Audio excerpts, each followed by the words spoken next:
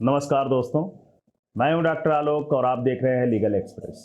दोस्तों, आज के इस वीडियो सेगमेंट में हम लोग एडवोकेट्स एक्ट का जो हमारा सेगमेंट चल रहा है उसको आगे बढ़ाएंगे और लेक्चर 5 को डिस्कस करेंगे, जिसमें हम कुछ important provisions under the advocates act के बारे में बात करेंगे। तो क्या क्या इम्पॉर्टेंट प्रोविजंस हैं और स्पेसिफिकली कुछ इम्पॉर्टेंट सेक्शंस हैं इस एडवोकेट एक्ट के, उसको हम लोग डिस्कस करेंगे। तो आइए शुरू करते हैं वीडियो को।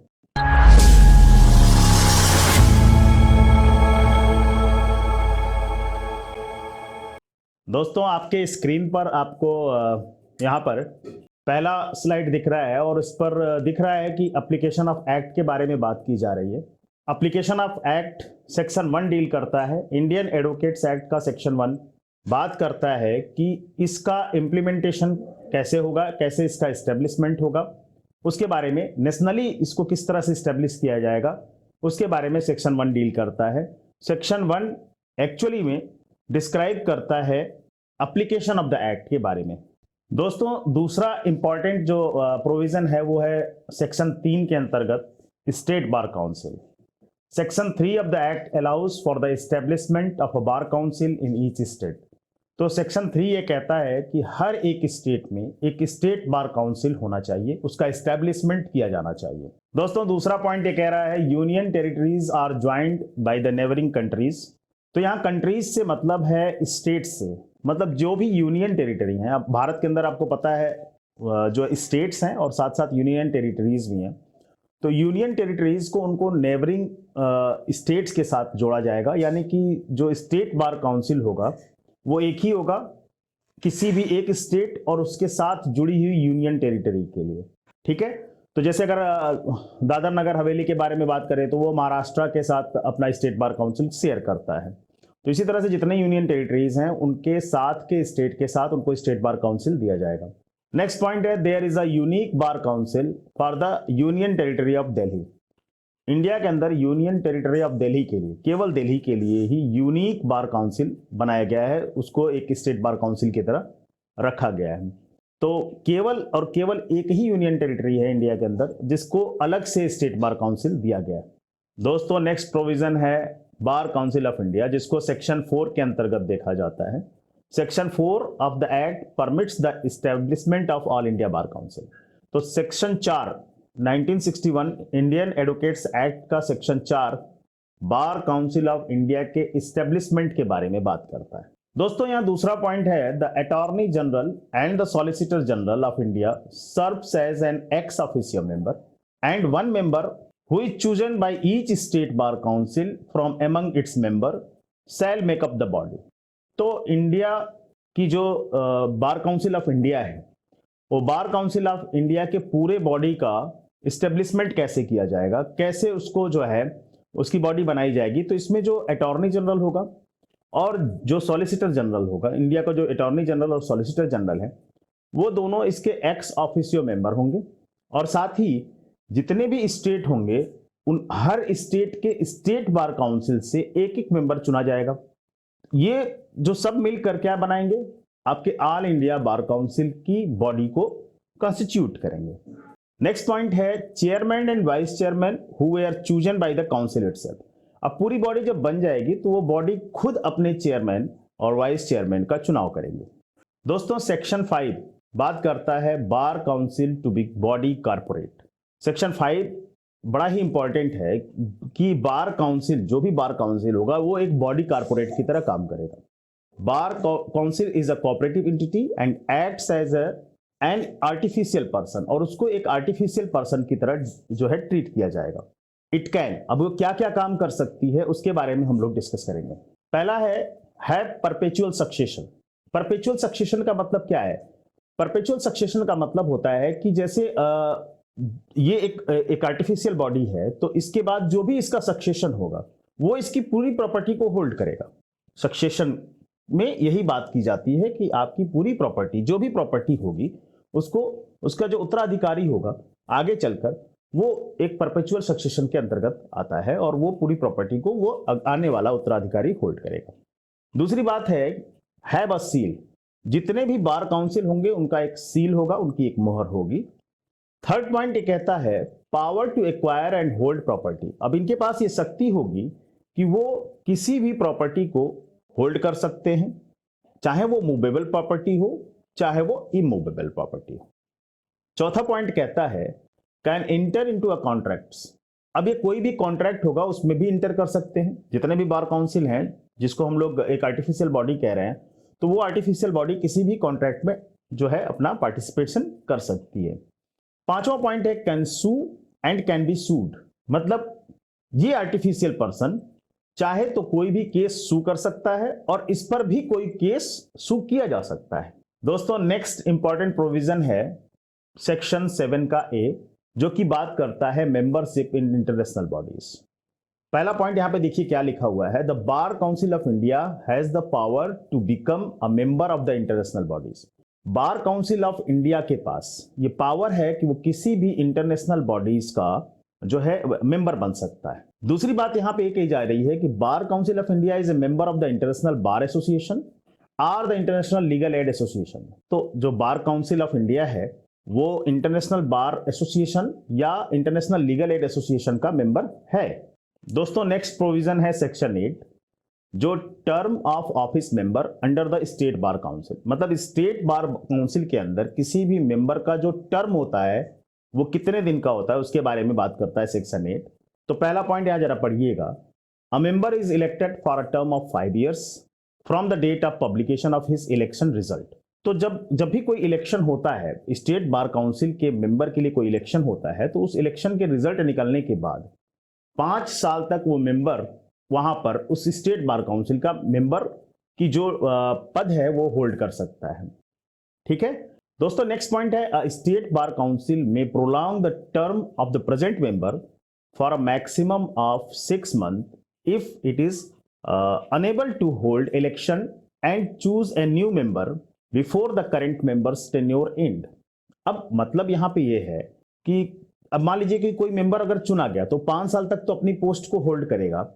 अगर मान लीजिए नेक्स्ट चुनाव नहीं हो पाता है, नेक्स्ट इलेक्शन नहीं हो पाता है मेंबर के लिए, तो मैक्सिममली जो पुराने मेंबर्स हैं जिन्होंने 5 साल की अपनी टेन्योर पूरा कर लिया है, उनको 6 महीने और आगे तक उनका टेन्योर बढ़ाया जा सकता है। वो मैक्सिमम पीरियड है।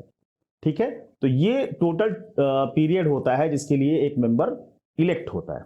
दोस्तों नेक्स्ट इंपॉर्टेंट प्रोविजन है section 10A, transaction of business by a bar council and committees thereof. तो क्या बिजनेस के ट्रांजैक्शन होते हैं, उसके लिए क्या कमिटीज बनाई जाती हैं, उन कमिटीज के बारे में हम लोग यहाँ पे डिस्कस करेंगे। तो पहला पॉइंट यहाँ दिया हुआ है, bar council of India shall meet at New Delhi और any other place as determined. तो बार काउंसिल ऑफ इंडिया की जो मीटिंग होगी, जो मीट्स होंगे जिसमें डिफरेंट कमिटीज के लोग आएंगे, वो जनरली दिल्ली में जो है ऑर्गेनाइज की जाती है या कोई ऐसी जगह पे जहां पे उन्होंने पहले से डिसीजन ले रखा है। डिटरमाइंड प्लेस अगर करती है बार काउंसिल तो वहां पर वो मीट होगी। दोस्तों दूसरा पॉइंट है, state bar council shall meet at its headquarters और any such place as determined. अब स्टेट बार काउंसिल की जो मीटिंग होगी, जो मीट होगा, वो स्टेट बार काउंसिल के हेडक्वार्टर्स पे होगा या किसी भी ऐसे प्लेस पे होगा जो ऑलरेडी डिटरमाइन किया जा चुका है। दोस्तों नेक्स्ट पॉइंट ये कहता है, other committees except for the disciplinary committee shall meet at the headquarters of the respective bar council. जितनी भी कमेटी हैं डिसिप्लिनरी कमेटी को छोड़कर वो सब मीट करेंगी हेडक्वार्टर्स पर। ठीक है, उनकी सारी मीटिंग हेडक्वार्टर्स पे होगा, जो भी रिस्पेक्टिव बार काउंसिल होगा। नेक्स्ट पॉइंट ये कहता है, every bar council and every committee except for the disciplinary committee observe a rule of procedure in relation to the transaction of a business at their meeting। अब हर एक business का कुछ ना कुछ ट्रांजैक्शंस होते हैं, तो उन ट्रांजैक्शंस को के लिए जो रूल है वो सब फॉलो किया जाएगा। डिसिप्लिनरी कमेटी के अलावा जितने भी कमेटी हैं वो सारे रूल्स को फॉलो करेंगी। हर एक बार काउंसिल की अपनी एक रूलिंग होती है, रूल बना के रखते हैं, तो उस रूल को फॉलो करना है। देखिए नेक्स्ट पॉइंट है, disciplinary committee constituted under the section 9। जो डिसिप्लिनरी कमेटी बनाई जाती है वो सेक्शन 9 के अंतर्गत बनाई जाती है किसी भी स्टेट बार काउंसिल में, और shall meet at a time और place for the business as prescribed. अब उनके किसी भी बिजनेस के लिए, किसी भी कारण के लिए जो टाइम और प्लेस डिसाइड किया जाता है, उस टाइम और प्लेस पे वो डिसिप्लिनरी कमेटी अपनी मीटिंग करती है। नेक्स्ट इंपॉर्टेंट प्रोविजन है, staff of a bar council. जो सेक्शन 11 डील करता है, और इसका पहला पॉइंट है bar council can appoint secretary accountants. ध्यान दीजिएगा टर्म पर, secretary accountants for any number of other person as it may deem fit or necessary. तो कोई भी स्टेट बार काउंसिल या बार काउंसिल सेक्रेटरी अकाउंटेंट्स का अपॉइंटमेंट कर सकती है, ठीक है। और ये सेक्रेटरी अकाउंटेंट जो है जितनी नीड हो, जितनी नेसेसरी हो, उतने नंबर्स में वो कर सकते हैं। नेक्स्ट पॉइंट है they will be selected on the basis of the position of their qualification as prescribed. अब जितना प्रिस्क्राइब किया गया है, जैसे प्रिस्क्राइब किया गया है कि किसी भी सेक्रेटरी अकाउंटेंट के लिए क्या क्वालिफिकेशन होती है, वो क्वालिफिकेशन पूरी कर रहा हो तो वो पूरी करेगा, तभी उसका जो है अपॉइंटमेंट किया जाएगा। दोस्तों नेक्स्ट जो प्रोविजन है वो सेक्शन 16 है, और सेक्शन 16 बात करता है सीनियर एडवोकेट्स और एडवोकेट्स के बारे में या अदर एडवोकेट्स के बारे में। तो mainly there are two classes of advocates, senior advocate and other advocate. तो ये दो क्लासेस हैं जिनमें एडवोकेट्स को डिवाइड किया गया है। कुछ और पॉइंट्स हैं, उनको हम लोग देख लेते हैं। नेक्स्ट पॉइंट है if the Supreme court or the High Court is of the view that the concerned advocate possesses the necessary skills and qualifications, special knowledge or experience in the law। तो senior advocate कब बनाया जाता है? अगर supreme court या high court ये जानती है या ये समझ जाती है कि ये जो पर्टिकुलर एडवोकेट हैं जो इनरोल्ड हैं वो उनके पास इतनी क्वालिफिकेशन है, इतना मेरिट है, इतना एक्सपीरियंस है कि उनको सीनियर एडवोकेट्स की एक पदवी दी जा सकती है। तो ये काम जो है हाई कोर्ट और सुप्रीम कोर्ट करती है, और ये सेक्शन 16 के अंतर्गत आता है। दोस्तों नेक्स्ट इंपॉर्टेंट प्रोविजन है सेक्शन 17, जो बात करता है state bar council to maintain roll of advocates. तो आपको पता है कि हर एक स्टेट बार काउंसिल के पास ये ड्यूटी है कि वो एडवोकेट्स की एक रोल, एक लिस्ट तैयार करे। तो पहला पॉइंट यहाँ देखिए, it is responsibility of the state bar council to create and maintain a list of the state advocates. तो ये एक रिस्पॉन्सिबिलिटी है, ये एक ड्यूटी है हर एक स्टेट बार काउंसिल की कि वो अपने यहाँ इनरोल्ड जितने भी एडवोकेट इनरोल्ड होते हैं उनकी एक लिस्ट तैयार करे। दोस्तों दूसरा पॉइंट ये कहता है the roll has two sections, senior advocates make up the first part while the other advocates make up the second part. तो उस रोल में ये भी देखा जाएगा कि जो सीनियर एडवोकेट है उनको फर्स्ट पार्ट में रखा जाएगा और जो अदर एडवोकेट्स हैं उनको सेकंड पार्ट में रखा जाएगा। अब जो ये एंट्री है, लास्ट पॉइंट ये कहता है the entry is based on the seniority in the state roll record. तो स्टेट रोल रिकॉर्ड के सीनियरिटी के बेसिस पे ये एंट्री की जाती है। दोस्तों नेक्स्ट इंपॉर्टेंट प्रोविजन है सेक्शन 18, जिसमें बात करते हैं transfer of name from one state roll to another. अब यहाँ पे बात देखिए, पहला क्या है, a person whose name is registered in one state roll can transfer his name in other state roll on genuine grounds by an application to the bar council of India. तो अब कोई भी अगर एडवोकेट है वो किसी एक state में इनरोल्ड है, लेकिन वो चाहता है कि नहीं अब ये स्टेट छोड़कर वो दूसरे स्टेट में अपना एडवोकेसी करेगा, अपनी प्रैक्टिस करेगा, तो उसको क्या करना पड़ेगा कि इस जो ऑल इंडिया बार एसोसिएशन है या बार काउंसिल ऑफ इंडिया है उसको एक एप्लीकेशन देना पड़ेगा और उसमें एक जेन्युइन ग्राउंड बताना पड़ेगा कि किस वजह से वो एक स्टेट को छोड़कर दूसरे स्टेट में अपना इनरोलमेंट कराना चाहता है या अपने इनरोलमेंट को ट्रांसफर कराना चाहता है। अब देखिए दूसरा प्रोविजन ये इसी में ये कहता है कि उस पर्सन को जो अपना ट्रांसफर लेना चाहता है उसको इसके लिए कोई भी फीस नहीं देनी होगी कि कोई फीस बार काउंसिल उससे ले। दोस्तों सेक्शन 20 डील करता है special provision for the enrolment of certain supreme court advocates. ठीक है, तो सुप्रीम कोर्ट एडवोकेट्स के लिए क्या प्रोविजन है उसके बारे में बात की गई है सेक्शन 20 में। तो पहला पॉइंट यहाँ देखिए, for the enrolment of an advocate a certificate would be issued. तो जब भी सुप्रीम कोर्ट में कोई इनरोलमेंट होगा किसी भी एडवोकेट का, तो उसको एक सर्टिफिकेट इशू किया जाएगा कि वो यहाँ पर काम कर सकता है, वो एथराइज्ड है यहाँ पर काम करने के लिए। दूसरा पॉइंट ये कहता है the certificate is issued in accordance with the state bar council authorised format. अब स्टेट बार काउंसिल का जो अथराइज्ड फॉर्मेट होगा उसी पर उसको वो सर्टिफिकेट इशू किया जाएगा। अब इसमें यह भी बात की गई है कि any change to a person's permanent address must be reported to the relevant state bar council within 90 days. अब अगर किसी भी एडवोकेट को जो इनरोल्ड कराना चाहता है, अगर उसको अपने एड्रेस में कोई भी चेंज करना है तो वो स्टेट बार काउंसिल को 90 डेज के अंदर सूचित करेगा। दोस्तों नेक्स्ट इंपॉर्टेंट प्रोविजन है सेक्शन 24 जो बात करता है disqualification of the enrolment. Enrolment को डिसक्वालीफाई कैसे कर सकते हैं, तो पहला पॉइंट यहां जरा देखिएगा ध्यान से। Anyone who has been arrested for an offence involving moral turpitude is ineligible to become a member of the bar. ठीक है, this applies until 2 years have passed since the end of the imprisonment. अब कोई भी person जो कहीं arrest कर लिया गया या उसने कोई सजा काट ली मोरल टर्पिट्यूड के अंतर्गत, ठीक है, तो उसको जो है डिसक्वालीफाई कर दिया जाएगा, उसको जो है क्वालिफिकेशन नहीं दी जाएगी जब तक कि उसका इम्प्रिजनमेंट, अगर मान लीजिए कोई इम्प्रिजनमेंट हुआ है, उसको जेल हो गई है मोरल टर्पिट्यूड के अंतर्गत, तो जब तक वो जेल काट कर उसके बाद 2 साल की पीरियड और पूरा नहीं कर लेता, उसको जो है डिसक्वालीफाई किया जाएगा। 2 साल के बाद ही उसको इनरोल किया जा सकता है। नेक्स्ट पॉइंट ये कहता है the डिसक्वालीफाइज you from enrolling according to the Supreme Court. If the disqualification occurred after you enrolled, the advocate must serve a 2-year disqualification from the bar. अब ये भी कहा जा रहा है कि मान लीजिए कि आप ऑलरेडी पहले से इनरोल्ड हैं और इनरोल्ड रहने के दौरान आप पर कोई इस तरह का केस हो जाता है जिसमें मोरल टर्पिट्यूड के अंतर्गत आप को जेल हो जाती है और आप सजा काटते हैं, तो इस केस में भी सजा काटने के 2 साल के बाद तक, सजा पूरी हो चुकी उसके बाद 2 साल तक आपको डिसक्वालीफाई रखा जाएगा। 2 साल के बाद ही आप अपनी चीज़ों को कंटिन्यू कर सकते हैं। दोस्तों नेक्स्ट प्रोविजन है सेक्शन 29 जो बात करता है advocates are recognised as a class of person entitled to practise law. और पहला पॉइंट ये कहता है advocates are only recognised among specific group of people who are qualified to practise law. तो लॉ की प्रैक्टिस करने के लिए, एडवोकेट के रूप में इनरोल होने के लिए आपके पास एक डिग्री जरूर होनी चाहिए कि लीगल प्रैक्टिस आप तभी कर पाओगे जब आप एलएलबी कंप्लीट कर चुके हो। दूसरा पॉइंट ये कहता है advocates have been permitted to practise law as of the date on which they were appointed under the class alone. अब इस क्लास के अंतर्गत जब कोई पर्सन इनरोल हो जाता है तो इनरोल होने के बाद वो प्रैक्टिस अपनी शुरू कर सकता है, वो उस दिन से अपनी प्रैक्टिस स्टार्ट कर सकता है।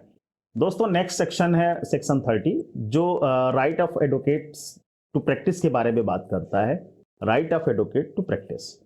और इसका जो पहला पॉइंट है in all courts including the Supreme Court, तो कोई भी एडवोकेट जो जिसने अपनी पढ़ाई पूरी कर ली और वो इनरोल हो चुका है, तो वो किसी भी कोर्ट में even in the Supreme court तक वो प्रैक्टिस कर सकता है, लेकिन उसकी जो क्वालिफिकेशन है वो पूरी होनी चाहिए। जैसे सुप्रीम कोर्ट के लिए कुछ अलग अलग क्वालिफिकेशन है वहाँ प्रैक्टिस करने के लिए, लेकिन ऑल ओवर इंडिया वो किसी भी कोर्ट में जाकर प्रैक्टिस कर सकता है। दूसरा पॉइंट ये कहता है before any tribunal or person who is legally authorised to take pieces of evidence. तो अब अगर आपके पास ये एविडेंस है कि नहीं मैं एडवोकेट के रूप में प्रैक्टिस करता हूँ या एडवोकेट के रूप में इनरोल्ड हूँ, तो किसी भी ट्रिब्यूनल में जाकर अपनी प्रैक्टिस कर सकता है, किसी भी कोर्ट में जाकर अपनी प्रैक्टिस को शुरू कर सकता है। नेक्स्ट पॉइंट ये कहता है before any other authority or person before whom such advocate is by or under any law for the time being in force entitled to practise. तो बात यही है कि अगर ये एक राइट है एडवोकेट्स का कि अगर वो इनरोल्ड है तो कहीं पर भी जाकर अपनी प्रैक्टिस को स्टार्ट कर सकता है, अपनी प्रैक्टिस को शुरू कर सकता है। हाँ, वो स्टेट बार काउंसिल में रजिस्टर्ड होना चाहिए, जिस भी स्टेट के किसी भी जिले में वो काम करना चाहता है तो एक स्टेट बार काउंसिल में सबसे पहले उसको रजिस्टर कराना होगा, फिर वो ऑल इंडिया बार में रजिस्टर्ड हो जाएगा। दोस्तों इसी एक्ट का सेक्शन 33 है जो एक इंपॉर्टेंट प्रोविजन के बारे में बात करता है, no one other than the advocates is permitted to practise. अब एडवोकेट्स के अलावा कोई और प्रैक्टिस नहीं कर सकता। No person on or after the appointed day is entitled to practice in any other court or authority or person unless he is enrolled as an advocate under this act। तो अब आप LLB की degree पूरी कर लीजिए लेकिन आप entitled नहीं होंगे प्रैक्टिस के लिए। तो जब तक आप इनरोल्ड नहीं होंगे तब तक आप प्रैक्टिस के लिए लायबल नहीं है, आप प्रैक्टिस नहीं कर सकते। तो दोस्तों हम लोगों ने जो है इंपॉर्टेंट प्रोविजंस के बारे में आज बात किया है। मुझे उम्मीद है कि आपको ये लेक्चर अच्छा लगा होगा और निश्चित रूप से आप अपने कमेंट्स हमें जरूर करेंगे कि आपको इसके बाद हम लोग क्या लेक्चर दे सकते हैं। तो एडवोकेट्स एक्ट पूरा करने के बाद हम क्या और आपको बता सकते हैं उसके बारे में हमें ज़रूर बताइए। तो धन्यवाद, सत श्री अकाल, तब्बा खैर।